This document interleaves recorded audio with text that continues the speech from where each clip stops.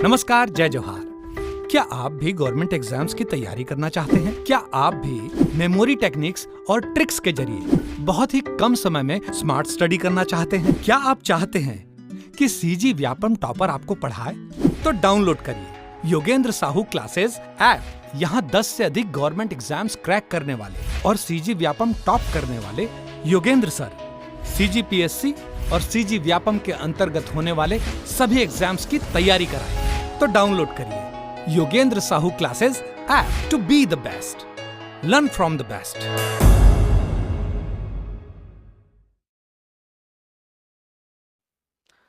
आप सभी का स्वागत है। मेरे इस लेक्चर में मैं केमिस्ट्री पढ़ाने वाला हूं और ये लगातार चलने वाला है। जो बैच में स्टूडेंट जुड़े हुए हैं, प्रयोगशाला परिचायक से संबंधित जो कोर्स परचेस किए हुए हैं, साथ ही जो मंडी का पोस्ट आया हुआ उसमें भी साइंस पूछा जाएगा, उनके लिए अपलोड होगा। साथ ही जो मेंस की तैयारी करते हैं वहाँ भी काम आने वाला है। तो ये केमिस्ट्री का जो क्लास रहेगा आपके सभी जो एग्ज़ाम होते हैं उनमें काम आने वाले हैं, ठीक है। अब जो YouTube में देखेंगे इस वीडियो को, क्योंकि ये डेमो क्लास रहेगा, पहला लेक्चर YouTube में जाएगा, तो उन लोगों को ताकि पता चल सके कि किस प्रकार का क्लास चल रहा है। बाकी इसके बाद पेड कोर्स में ही डलते जाएंगे। तो उनसे मेरी गुजारिश है कि आप इस सेशन को ज़्यादा से ज़्यादा शेयर कीजिएगा, चैनल को सब्सक्राइब करके रख लें, क्योंकि इस पर बेस्ड आगे चल के MCQ भी हम कराएंगे, तो आप उन सभी चीज़ों को कर पाएंगे, ठीक है। साथ ही अगर कोर्स को परचेस करना चाहते हैं तो हमारे योगेंद्र साहू क्लासेस ऐप को इंस्टॉल करके वहाँ जा सकते हैं। आपको अलग अलग जो भी एग्ज़ाम अभी आए हुए हैं उनके सारे आपको कोर्स मिल जाएंगे बहुत ही कम प्राइस पर। साथ में उनके टेस्ट सीरीज भी अवेलेबल रहेंगे, तो दोनों आपको करना है, ठीक। अब हम पढ़ेंगे केमिस्ट्री, जैसे कि मैंने बताया। तो केमिस्ट्री ऐसा सुन के ना बहुत लोगों का हेजिटेशन होता है कि यार ये क्या है, मतलब अगर 9th-10th में पढ़े भी हैं तो ऐसा लगता था बस जैसे तैसे क्लास कंप्लीट हो जाए और क्लास के बाहर, या क्लास कंप्लीट खत्म हो जाए, कोर्स कंप्लीट हो जाए और इसमें थोड़े बहुत नंबर से हम पास हो जाए तो बेहतर रहेगा। या इसको छोड़ देते हैं, केवल फिजिक्स और बायो अगर इंटरेस्ट है उसमें तो पढ़ लेते हैं, और जिनको साइंस में इंटरेस्ट नहीं है तो कर ही नहीं पाते हैं, फिर छोड़ ही देते हैं।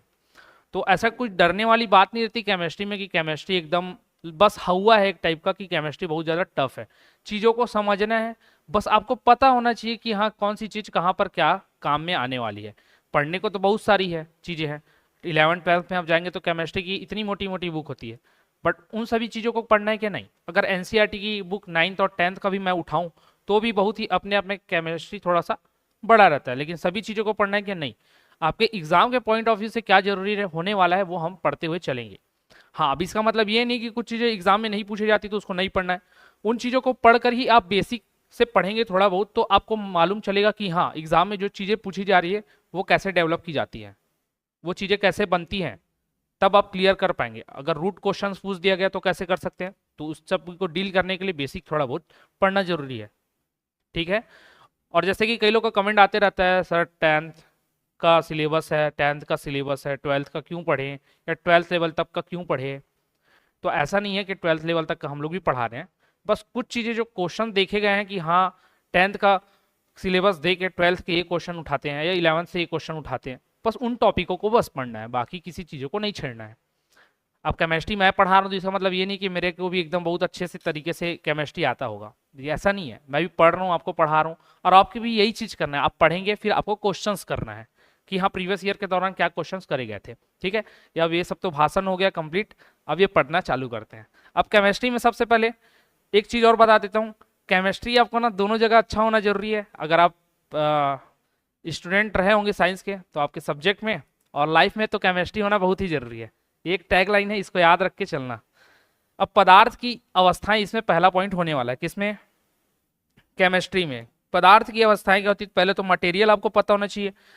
अभी हिंदी और इंग्लिश की जो बात है उसको मैं समझाना चाहूँगा कि जो बेसिक टर्मिनोलॉजी है मैं इंग्लिश में बता दूंगा, बाकी चीज़ें क्लासेस जो है हिंदी में चलेंगी। आपको बेसिक जो टर्म्स चाहिए होंगे वो इंग्लिश में आपको मिलते जाएंगे। हो सकता है कि नोट्स में कहीं पर वो चीज़ें छूट जाए, लेकिन मैं उनको बताते हुए चलूंगा। तो आप जो इंग्लिश मीडियम वाले स्टूडेंट होंगे उनको नोट कर लीजिएगा कि हाँ इस जगह पर ये चीज़ आएगा, ठीक है। बाद में उसको जब आप नोट्स प्रिंट आउट कराएंगे तो उसको ऐड कर ऑन करते चलना, ठीक। अब पदार्थ की अवस्थाओं को पढ़ना शुरू करने से पहले तो मटेरियल आपको मालूम होना चाहिए। State of materials. मटेरियल्स क्या? तो फ्लूइड्स, सॉलिड्स, गैस, ये 3 टाइप के होते हैं बेसिकली अगर आप देखेंगे तो। ये किस आधार पर हो गया? ये हो गया फिजिकल डिवीजन के आधार पर। अगर केमिकल डिवीजन के आधार पर देखूं, रासायनिक आधार पर अगर देखूं, तो उसमें क्या आ जाएगा, आपको तत्व आ जाएंगे, यौगिक आ जाएंगे, मिश्रण आ जाएंगे। अब शुरुआत हम लोग करते हैं भौतिक अवस्था पर। तो भौतिक अवस्था पर देखेंगे पदार्थों की भौतिक अवस्थाएं, physical state of substance. Substance अब भौतिक अवस्था के आधार पर पदार्थों को 3 भागों में बांटा गया है, 3 वर्गों में बांटा गया है। ये 3 वर्ग क्या क्या है? अब यहाँ से क्वेश्चन आएगा, क्या हो सकता पूछा जाए, लेकिन ये एकदम बोला जाए, छत्तीसगढ़ी में बोला जाए तो बबा जमाने वाला क्वेश्चन हो जाएगा, तो ऐसा नहीं पूछेंगे ना। लेकिन आपको पता होना चाहिए कि सॉलिड क्या होता है, द्रव क्या होता है, गैस क्या होता है। तो ये 3 अवस्थाएं होती, भौतिक, भौतिक क्या जिसको हम छू सकते हैं, ये मैं टच कर पा रहा हूँ, ये भौतिक है, तो सॉलिड है।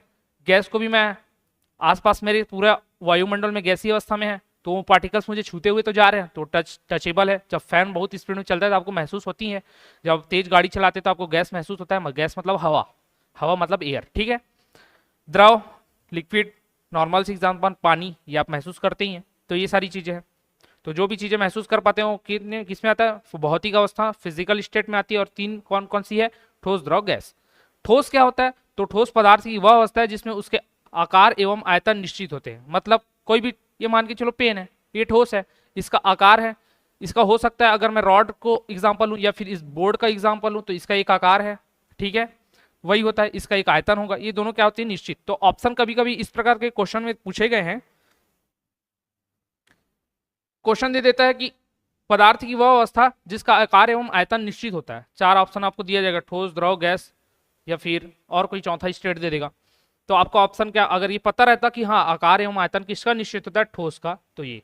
अब क्यों ये मैं लाइन को आपको क्लियरिफाई करना चाह रहा हूं कि उसके आकार एवं आयतन को आप ध्यान दें, इसलिए आकार मतलब क्या, साइज, आयतन मतलब क्या, वॉल्यूम। तो साइज और वॉल्यूम के बारे में क्यों मैं आपको ध्यान देने बोल रहा हूं, इसलिए ध्यान देने बोल रहा हूं क्योंकि यहां निश्चित है। और जब आप लिक्विड की बात करते हैं तो इसका भी तो आकार होता है, लेकिन ये आकार कैसा होता है, अनिश्चित आकार होता है। आयतन इसका भी होगा, आयतन निश्चित होगा, लेकिन ठोस में क्या होता है, आकार और आयतन दोनों निश्चित होता है, लेकिन लिक्विड का आयतन निश्चित होता है, आकार अनिश्चित होता है। आकार अनिश्चित क्यों होता है लिक्विड में, इसलिए होता है क्योंकि आप लिक्विड को देखना, एक पानी बॉटल के अंदर है तो पानी बॉटल के साइज का है, आकार का है। जब उसको मैं प्लेट में डाल दूं तो प्लेट, गिलास में डाल दूं तो गिलास, अगर जमीन पर बहा दूं तो जमीन में वो जितना एरिया कवर कर सकता था तो उस आकार में फैल जाता है। इसलिए इसका आकार निश्चित नहीं होता, इसलिए इसको बोला गया कि आकार अनिश्चित होता है। जैसे कि दूध, पानी, तेल, शराब, इनको आप बहा कर देखो, जिस रूप में डालोगे उस रूप का हो जाएगा। तो ये क्लियर हो गया होगा, I hope, solid and liquid. तीसरा स्टेट है गैस। गैस क्या होता है, नॉर्मल हमारे चारों ओर वायुमंडल विद्यमान है, एटमॉस्फेयर में जो पार्टिकल्स में क्या है, गैस है। तो गैस पदार्थ की वह अवस्था है जिसमें उसके आकार और आयतन दोनों अनिश्चित होते हैं। दोनों अनिश्चित क्यों, क्योंकि गैस का कभी भी आपने फॉर्मेशन देखा है, कहीं पर नहीं देखा है, इनविजिबल टाइप का है, बस एयर में उड़े पड़े हैं। जब बहुत ज्यादा धूल के कण उसमें मिक्स होते हैं, धुएं के रूप में जब वो उड़ता है तो पता चलता है कि हाँ ये है गैस, और उसका आकार निश्चित नहीं होता, जहां डालो उस रूप में रहेगा। सिलेंडर के अंदर भरा है तो सिलेंडर के आकार का होगा, पाइप से निकल रहा है तो पाइप के आकार का है, इसलिए। और उसका आयतन होता है कि आयतन भी अनिश्चित होता है, अलग अलग गैस अलग अलग आयतन के, ठीक है। या गैस का आयतन में बोलूं तो उसको फिक्स नहीं किया जा सकता, इसलिए क्या है, अनिश्चित है। वायु, हाइड्रोजन, नाइट्रोजन, ऑक्सीजन, क्लोरीन, ये इसके उदाहरण थे, इसके देख लिए। मूर्ति, दावत, कलम, तांबा, ये सब इसके एग्जाम्पल है, इसके ठोस के। अब पदार्थ की चौथी अवस्था प्लाज्मा होती है और 5वीं अवस्था बोस-आइंस्टाइन कंसेंट होती है। अब ये 5वां अवस्था को ना आप नॉर्मल याद करना, इसके बेसिक में जाएंगे तो क्या होता है, कैसे होता है, किस प्रकार से होता है, उतना सारा देखने से अच्छा कि 5वां अवस्था क्या होता है याद रख लो, बोस-आइंस्टाइन कंसेंट, बोस-आइंस्टाइन कंसेंट, ठीक है, आइंस्टाइन नहीं खोजा था। चौथी अवस्था क्या होती है, प्लाज्मा। चौथी अवस्था प्लाज्मा क्या होती है, प्लाज्मा ये आप लोगों को पता ही होगा, प्लाज्मा की अवस्था आप लोगों ने देखा ही होगा कहीं ना कहीं, ठीक है। ये प्लाज्मा की अवस्था होती है, जेली टाइप का कुछ रहता है, ये पदार्थ की चौथी अवस्था होती है प्लाज्मा। पूछा ही जाता है कि पदार्थ की चौथी अवस्था क्या है, प्लाज्मा। 5वीं अवस्था क्या है, तो बोस आइंस्टाइन कंसेंट। अब देखते हैं तत्व। अब ये 3 अवस्थाएं हम लोग देख लिया, किसके आधार पर, भौतिक अवस्था के आधार पर। अब ये जो तत्व चालू होगा, जो कि ओरिजिनल केमिस्ट्री का फॉर्मेशन के लिए जरूरी है, आपको केमिस्ट्री पढ़ना तो आपको एलिमेंट्स पता होने चाहिए। तो ये तत्व क्या है, ये तत्व के बाद हम देखेंगे यौगिक के बाद देखेंगे मिश्रण। ये किस आधार पर वर्गीकरण है, तो ये रासायनिक आधार पर वर्गीकरण है, इतना आपको ध्यान में रखना है। तो रासायनिक आधार में पहले तत्व, वह पदार्थ जो एक ही प्रकार के सब्सटेंस या फिर मटेरियल, जो एक ही प्रकार के परमाणुओं से मिलकर, परमाणु मॉलिक्यूल, ठीक है, से मिलकर बना होता है, तत्व कहलाता है। देखेंगे आगे परमाणुओं के बारे में भी हम लोग पढ़ेंगे, ठीक है। तो तत्व क्या है? वह पदार्थ एक ही प्रकार के परमाणु से मिलकर बना होता है, तत्व कहलाता है। परमाणु का क्या लेना? एटम, मॉलिक्यूल नहीं, एटम। लिख देता हूं एटम। तो एटम से मिलकर, जो एक ही प्रकार के एटम से मिलकर बना होता है, तत्व या एलिमेंट कहलाता है। जैसे हाइड्रोजन, ऑक्सीजन, इसको लिख सकते हैं ना H2O2। तो O2 में क्या है? एक O परमाणु है और एक O परमाणु है, दोनों मिलकर एक तत्व बनाएंगे। नाइट्रोजन N2, सोडियम, लोहा, तांबा, सोना, चांदी, प्लेटिनम आदि तत्वों के प्रमुख उदाहरण है। ठीक है, तो इसका आपको ध्यान में रखना है। अब तत्व बहुत सारे होते हैं, आगे देखेंगे, जो जरूरी है वो याद करेंगे। जरूरी नहीं कि पूरा आवर्त सारणी हम लोग याद कर लें, जितना जरूरी है उतना देखेंगे। तत्व दो प्रकार के होते हैं, एक मेटल होता है और एक नॉन मेटल होता है। ये इंपॉर्टेंट है, पूछा जाता कि जो तत्व है कितने प्रकार के, एक मेटल और एक नॉन मेटल, धातु और अधातु होता है। इसमें आप उपधातु को मत मिक्स कीजिएगा। कभी कभी होता है कि हम पढ़ने जाते हैं तो अधातु, उपधातु, मिश्र धातु, धातु, ये सब पढ़ते हैं, लेकिन वो अलग है। केवल दो प्रकार है, एक धातु होगा और एक अधातु होगा। ठीक है, धातु कौन सा तत्व होता है? जो विद्युत और उष्मा के सुचालक होते हैं। सुचालक मतलब वो अच्छे से उसको अपने आप में कंडक्टेंस होने देंगे। ठीक है, कंडक्ट होने देते हैं। किसको कंडक्ट होने देते हैं? अपने ऊपर से इलेक्ट्रिसिटी, विद्युत और उष्मा। तो विद्युत और उष्मा के सुचालक होते हैं। ठीक है, और ये ठोस अवस्था में आघात वर्धनीय होते हैं। मतलब क्या होते हैं? मेलिएबल होते हैं, आघात वर्धनीय, मेलिएबल होते हैं। ठीक है, ठोस अवस्था में क्या होते हैं? आघात वर्धनीय होती है, और तन्य भी होते हैं, और तन्य होते हैं, डक्टाइल होते हैं। कौन? जो तत्व होते हैं वो। तत्व में भी क्या? तो धातु तत्व। धातु तत्व विद्युत और उष्मा के सुचालक होंगे, आघातवर्धनी, मेलिएबल और डक्टाइल होंगे, तन्य होंगे। जैसे कि लोहा, एल्यूमिनियम, सोना, चांदी, तांबा, प्लेटिनियम, धातु, अधातु, धातु तत्व है। क्या है? धातु है। यहाँ पर फुल स्टॉप लेना, धातु है। अब यहाँ से अधातु चालू होगा। अब अधातु क्या? तो अधातु तत्व विद्युत और उष्मा के कुचालक होते हैं। धातु सुचालक होते हैं और ये कुचालक होते हैं। क्यों? क्योंकि जब इलेक्ट्रिसिटी पढ़ेंगे हम, फिजिक्स का जब क्लास होगा, फिजिक्स के क्लास में आप लोगों ने देखा होगा, सुमन मैम ने बताया हुआ है कि जब जो धातु होता है, मेटल होता है, वो क्या होता है? उसके अंदर ऐसे पार्टिकल्स होते हैं जो इलेक्ट्रॉन को कैरी कर पाते हैं, लेकिन इसके अंदर इलेक्ट्रॉन को कैरी करने वाले जो पार्टिकल होते हैं वो नहीं होते, बहुत कम मात्रा में होते हैं। इसलिए इलेक्ट्रॉन को ज़्यादा, इसलिए विद्युत के कुचालक हो जाते हैं, साथ ही उष्मा के भी कुचालक हो जाते हैं। साथ ही साथ अधातु तत्व भुरभुरे होते हैं। भुरभुरे मतलब ब्रिटल, थोड़ा सा दबाव या मारो तो टूटने लग जाते हैं और प्रहार करने पर चूर-चूर हो जाते हैं। गंधक, फास्फोरस, ऑक्सीजन, ब्रोमीन इत्यादि इसके क्या है? अधातु के उदाहरण हैं। तो ये इंपॉर्टेंट है ना, पूछा जाता है डायरेक्ट। अब बोलोगे कि धातु और अधातु में सर आप गैस को कैसे बता रहे हो? तो यही चीज है कि यहाँ पर पूछा जाता है डायरेक्ट ऑप्शन देकर कि कार्बन है, ब्रोमीन है, ऑक्सीजन है, नाइट्रोजन है, इसमें अधातु कौन है? तो अधातु कौन सा है? आपका ऑक्सीजन। ठीक है, बहुत सारे गैसेस आपके, मुख्यतः गैसेस जो रहते हैं अधातु ही रहते हैं। तो ऑक्सीजन नाम याद रखना, डायरेक्ट पूछा जाता है। धातु और अधातु आप लोग समझ गए होंगे, तत्व के अंतर्गत ही आते हैं। उसको जब हम लोग पढ़ेंगे आगे अकार्बनिक केमिस्ट्री, मतलब बोला जाए तो इनऑर्गेनिक केमिस्ट्री में, तब उसको और अच्छे से देखेंगे। S block, P block, D block, F block के तत्वों में जब जाएंगे। तो अभी यौगिक देखते हैं, कंपाउंड। नॉर्मल सी बात है, इसको बचपन से सुनते आ रहे, यौगिक मतलब दो चीजों को मिला दो यौगिक बन जाता है। लेकिन सेम चीज क्या होता है? मिश्रण। मिश्रण भी क्या करता है? दो चीजों को मिला दो, मिश्रण बन जाता है।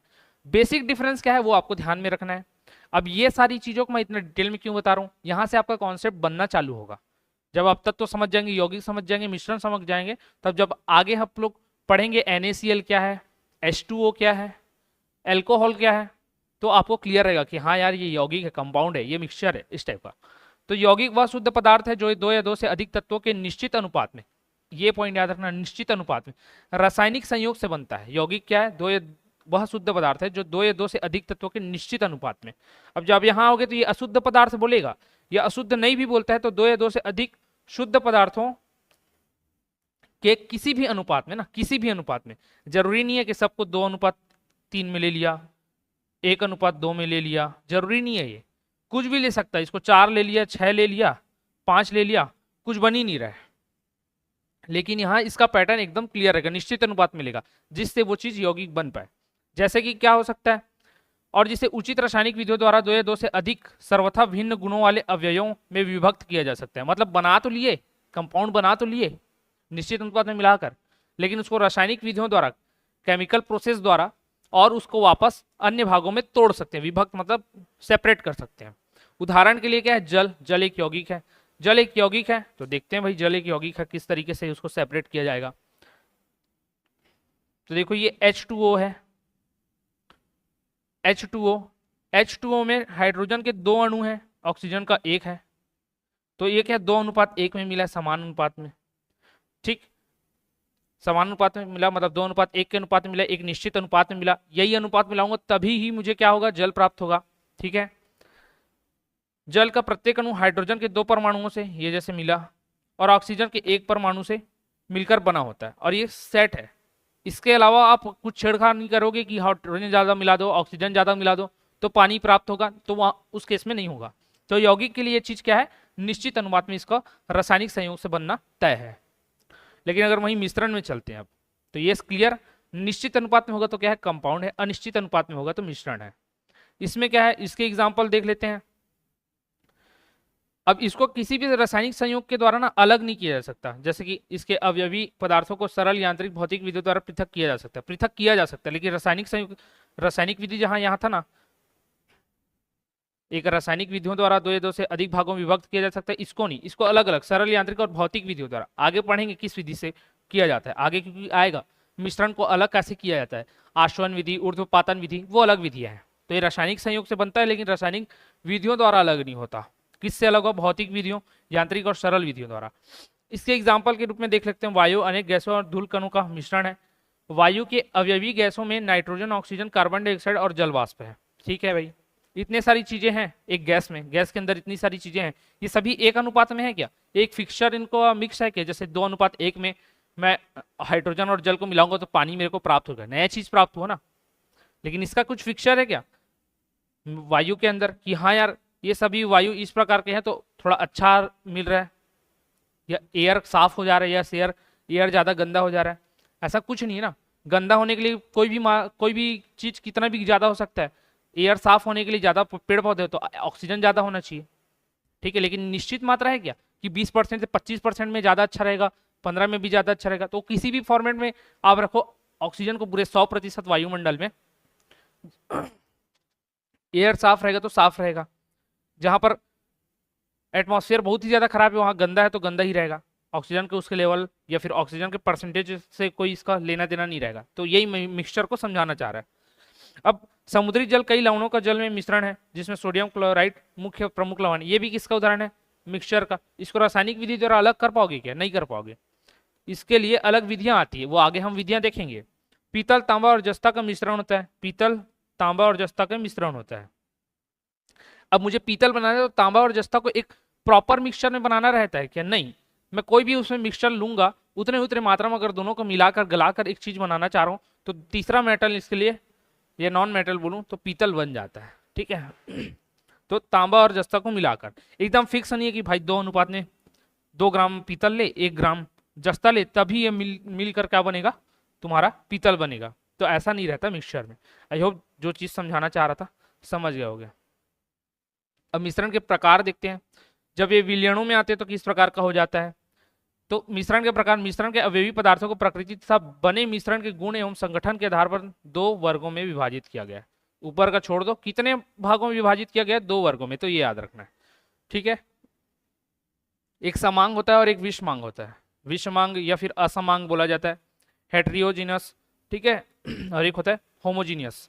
तो होमोजीनियस मिक्सचर क्या, जिसमें प्रत्येक भाग में उसके अवयवी पदार्थ का गुण समान हो, समांग मिश्रण कहलाता है। जैसे चीनी का जल में विलयन, नमक का जल में, गंधक का कार्बन डाइसल्फाइड में विलयन, अमोनिया गैस का हवा में विलयन आदि समांग मिश्रण के उदाहरण है। मतलब क्या, उसके अवयवी पदार्थों का संगठन एवं गुण समान होता है। मतलब जब मैंने एक गिलास पानी में शक्कर मिलाया और जब उसको एक एक चम्मच में पार्ट में बांटा ना, एक एक चम्मच में, तो सभी तो मीठा ही लगेगा, नमक पानी तो नमक मीठा ही लगेगा। अमोनिया गैस अगर हवा में विलयन में मिला दिया है, गैस का हवा में विलयन, तो अमोनिया गैस उस एरिया में ना जितने जितने एरिया में फैला रहेगा उस टाइप का स्मेल भी देने लगेगा। तो ये क्या हो जाएगा, समांग मिश्रण हो जाएगा। विषमांग मिश्रण की बात करूं या असमांग मिश्रण, हेटेरियोजीनियस, ठीक है, हेटेरोजीनियस, तो इसमें क्या है, वह मिश्रण जिसके विभिन्न भागों में उनके अवयवी पदार्थ का संगठन और गुण एक से नहीं होते हैं असमांग मिश्रण कहलाते हैं। जैसे लोहा एवं गंधक का मिश्रण, बालू एवं नमक का मिश्रण, खड़िया का जल में मिश्रण, धूल कण का हवा में मिश्रण। जैसे धूल कण से नॉर्मल एग्जांपल, बाकी आप समझ पाए या ना पाए ये जरूर समझ पाएंगे। धूल कण का हवा में मिश्रण अलग अलग एरिया में, मान के चलो इस हॉल की बात करता हूँ, इस हॉल में अगर मैं किसी एक एरिया से एयर कैप्चर करूं, एक एरिया से कैप्चर करूं, तो उस कैप्चर किए गए एयर में जरूरी नहीं है कि उसके हर पॉइंट पर या हर मैं उसमें से थोड़े थोड़े मात्रा में अगर एयर लीक करूं तो जरूरी नहीं है कि उसमें जो धूल के कण निकल रहे होंगे साथ में उनकी मात्राएं समान हो, उनका गुण समान हो। किसी पर बड़े धूल के कण हो सकते हैं, कहीं पर छोटे धूल के कण हो सकते हैं। तो ये क्या होगा? Heterogeneous mixture. लेकिन चीनी अगर मैंने मिलाया है पानी में तो उसके हर एक बूंद में जितना वो मीठापन है पूरे एक गिलास में उतना मीठापन उसके एक बूंद में भी रहेगा। ठीक है, आई होप समझ पाए होंगे दोनों चीजों को। तो वो चीज क्या हो जाता है? असमांग और समांग मिश्रण। संगठन और गुण एक सा नहीं होगा, इसमें संगठन और गुण क्या होगा? एक समान होगा। तो समान होगा तो समांग और असमान होगा तो असमांग मिश्रण। पदार्थ के अवयवी कण, अब देखो इतने देर से हम लोगों ने पढ़ा, तत्व पढ़ लिया, फिर उसके बाद मिक्सचर पढ़ लिया, यौगिक पढ़ लिया, ऊपर मैंने ठोस गैस द्रव पढ़ाया। अब जब इन चीजों को देखेंगे तो ये चीज किसी ना किसी प्रकार के चीजों से बना होगा। जैसे तत्व की बात मैंने किया तो तत्व किसी चीज से ही तो बना होगा। सॉलिड की बात किया तो सॉलिड किसी अन्य तत्वों से बना होगा। ठीक है, तो तत्व की बात आई जाती है। तो तत्व के अंदर मौजूद जो होते हैं क्या होते हैं? एक अणु होता है और एक परमाणु होता है। अणु से छोटा क्या होता है? परमाणु होता है। तो उन्हीं चीजों को पढ़ना है। तो पहले अणु देखते हैं। तो किसी पदार्थ मॉलिक्यूल, किसी पदार्थ जैसे कि तत्व या यौगिक का वह सूक्ष्मतम कण जो स्वतंत्र अवस्था में रह सकता है। जैसे हमारे एटमॉस्फेयर में क्या है? नाइट्रोजन है, ऑक्सीजन है, क्या स्वतंत्र अवस्था में है। तो क्या है? अणु के फॉर्म में रहते हैं। और परंतु क्या होता है? ये रासायनिक अभिक्रिया में भाग नहीं ले सकता। क्यों भाग नहीं ले सकता? आगे देखते हैं। जिसमें उस पदार्थ के सभी गुण विद्यमान रहते हैं, अणु कहलाता है। मतलब एक ऑक्सीजन है, एक ऑक्सीजन का अणु मैंने लिया, तो अगर मैं 1 किलो ऑक्सीजन लूं या एक ही ऑक्सीजन का अणु लूं, जो कैरेक्टरिस्टिक्स एक अणु का होगा वही 1 किलो का भी होगा। ठीक है, तो अणु के कैरेक्टरिस्टिक्स को बताता है उस तत्व का, उस पदार्थ का। तो उसमें सभी गुण विद्यमान रहते हैं। लेकिन अब ये अणु क्या है? अभिक्रियाओं में भाग नहीं लेता। अभिक्रिया में क्यों? क्योंकि अणु बड़ा है और अणु के अंदर छोटे छोटे परमाणु हैं। तो अणु खुद भाग न लेकर उन परमाणुओं के द्वारा भाग लेता है। तो किसी भी रासायनिक अभिक्रिया में अणु भाग नहीं लेता, क्या भाग लेता है? परमाणु भाग लेता है। तो मैंने ऑक्सीजन का जैसे एग्जांपल देके आप लोगों को बताया कि 1 किलो ऑक्सीजन का कैरेक्टरिस्टिक्स भी वही होगा जो एक अणु का भी होगा। तो उसके क्या होते हैं? गुण समान होते हैं और स्वतंत्र अवस्था में पाया जाता है। अणुओं के बीच लगने वाले आकर्षण बल को अंतर आणविक आकर्षण बल बोलते हैं। ठीक है, इंटरमॉलिक्यूल आकर्षण बल, आकर्षण को बोलेंगे इंग्लिश में अट्रैक्शन फोर्स। तो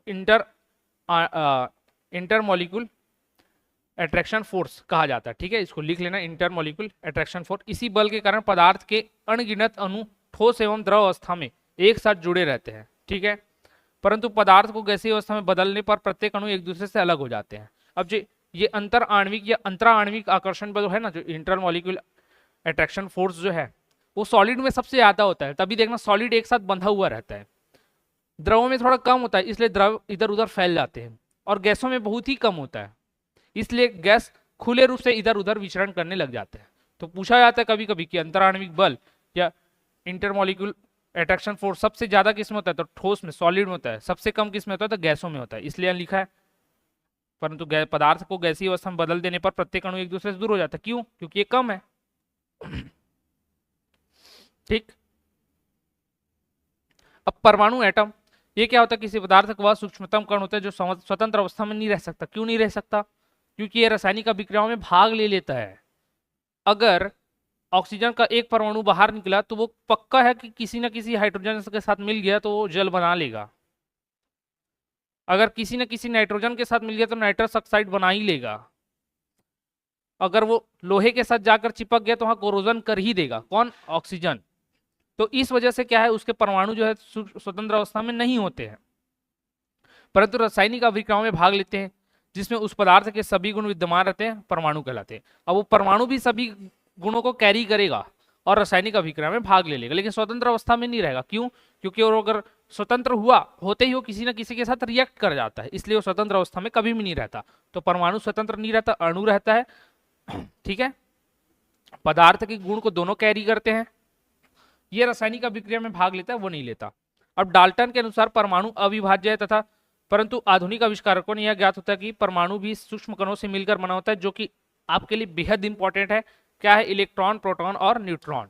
तो इलेक्ट्रॉन, प्रोटॉन और न्यूट्रॉन नॉर्मल आप लोगों ने पढ़ा होगा, ये सभी किसमें पाए जाते हैं? एक परमाणु के अंदर।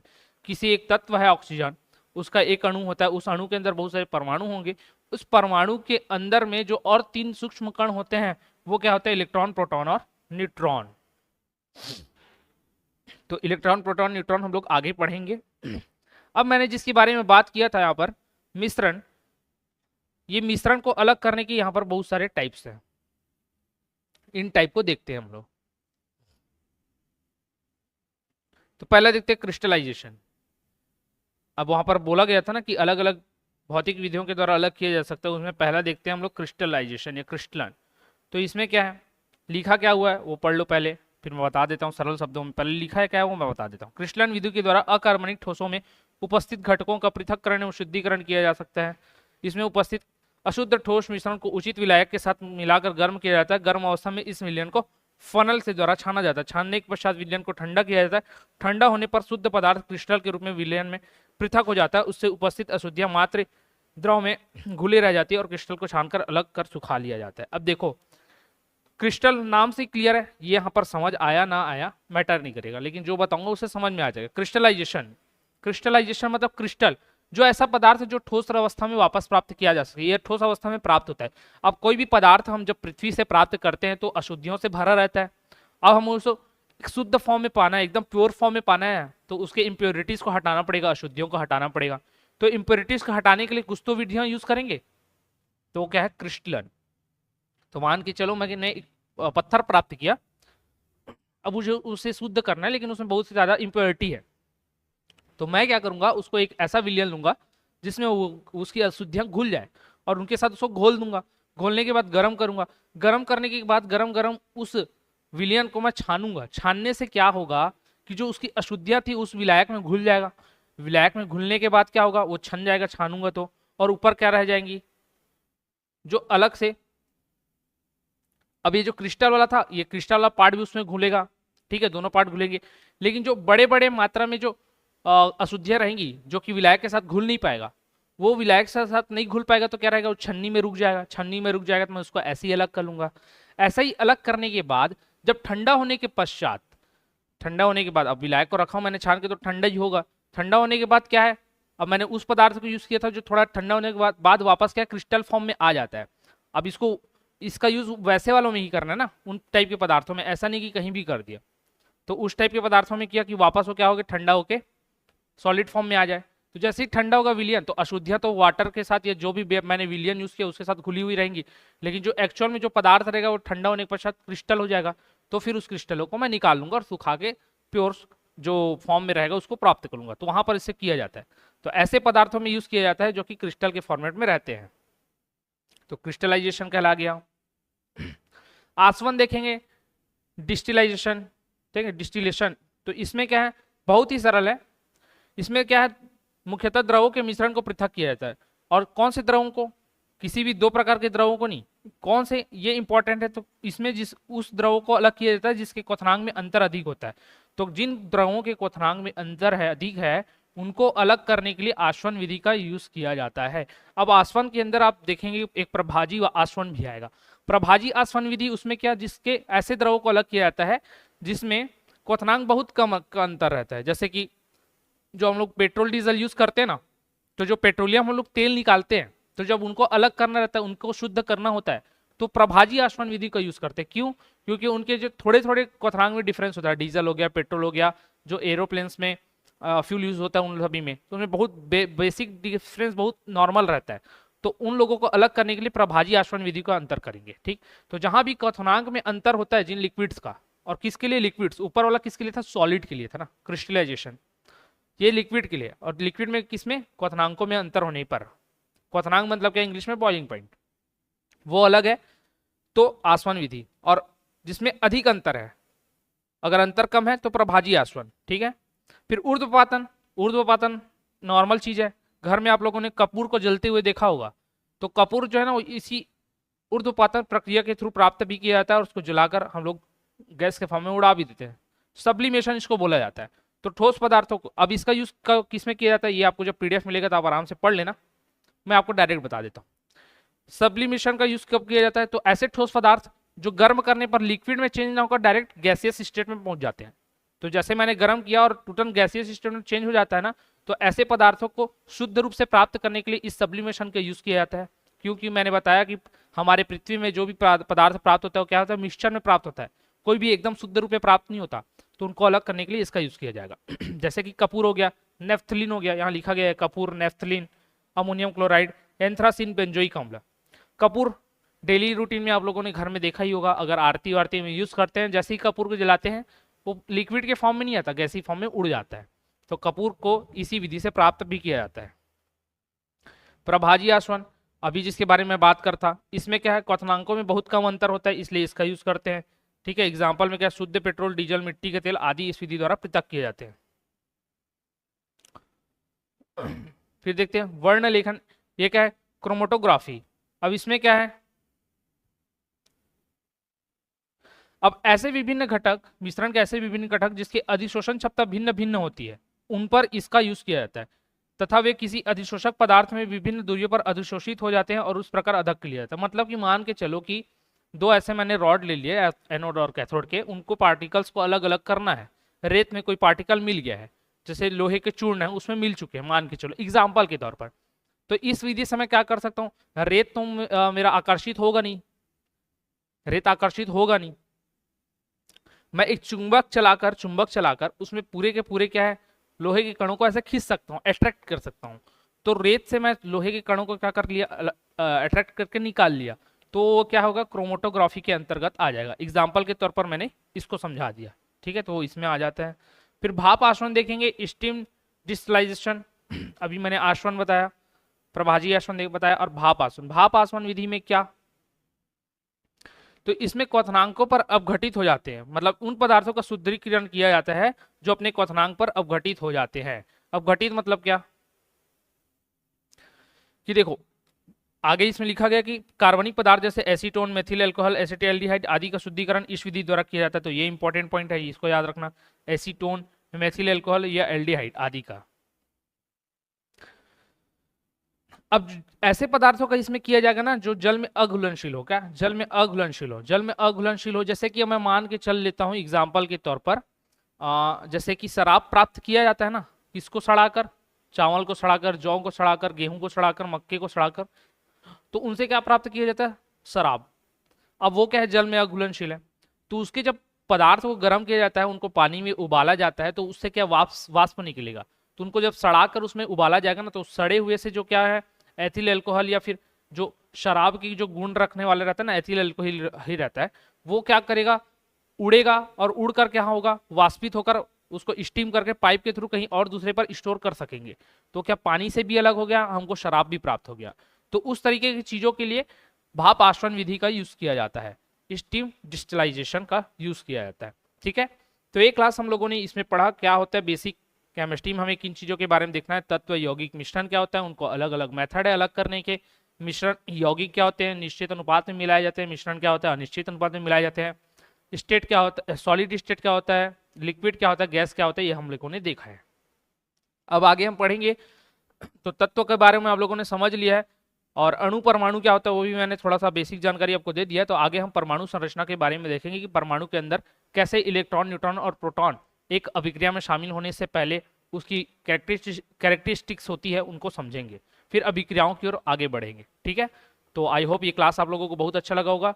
जो यूट्यूब के स्टूडेंट है जिनके लिए ये डेमो क्लास लगेगा, वो इनको ज़्यादा से ज़्यादा शेयर कीजिएगा, ताकि जो स्टूडेंट केमिस्ट्री पढ़ना चाहते हैं वो इससे जुड़ सके। और हमारा अगर क्लासेस अगर परचेस करना चाहते हैं तो हमारे ऐप को इंस्टॉल कीजिएगा और वहाँ जाकर आप परचेस कर सकते हैं। ठीक है, लाइक शेयर सब्सक्राइब कर दीजिएगा। कैसा लगा वीडियो जरूर कमेंट करके बताना। तो इस वीडियो में इतना ही, धन्यवाद।